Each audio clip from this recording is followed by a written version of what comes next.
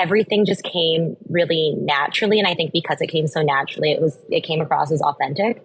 I mean, the first channel that I got on was Etsy. I was like personally on Etsy. I thought it was a really cool platform. And I think that started, like, that built me at the very beginning with like no budget, because I didn't, like, Etsy's got its marketing channels. People are on there. People are already using weddings, like using that to find wedding inspiration and find like wedding items. And that was like, I mean, Etsy is all about individual makers. So I started off gaining a following because of me being an individual maker. And then through Etsy, I got kind of Pinterest famous, but that was just lucky. Like, enough people saw my stuff on Etsy, and then it kind of blew up. It helped that the product was interesting. Yeah, I was working with this one teacher once, and they said that you can't like roll a turd in glitter, meaning like you can put a lot of marketing product behind, like a lot of marketing dollars behind something, but if the item itself isn't very good, it doesn't matter. Whereas if your product is really good, then the following will come because it's interesting. So, I mean, that helped too, because the product was good. It was interesting. In terms of my first photo shoots, again, I got lucky. So I'll tell you about my very first photo shoot, because I didn't actually have money to do it.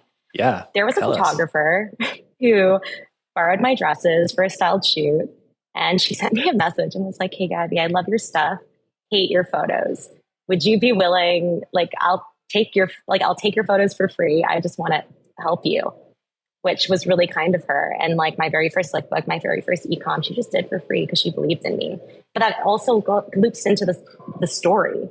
Like, this young girl starting this company, like in her home, like sewing everything herself. People just really resonated with that. And it all felt really authentic. Like, my Instagram, when I first launched Instagram for my brands, I was personally running it. I was posting stuff about me. I was posting stuff about like what I was eating. Like, it was so, so personal. And that really helped me grow my brand in the most authentic and also cost efficient way possible. Mm-hmm. But I also recognize that not everybody would be able to do that. Like, it was because I was a young girl living in an aesthetic place doing wedding dresses. It depends on you, and as a person, this wouldn't be good marketing advice for everybody. I almost wonder, though, if it can be advice applied to everyone, because what you were doing is really building your business out loud, like in public. You were open about your story, and people got to journey with you.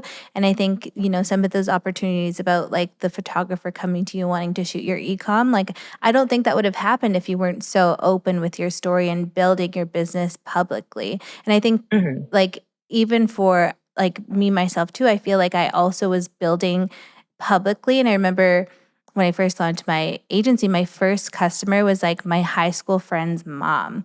And she paid me real like good money, but she just saw it, she followed me. And like, you never know like who's watching and how they're relating to you and what parts of your story are resonating with them. So I think that is a really good advice that people who are listening should consider, is like, a lot of people are maybe scared, but I think stories are so powerful.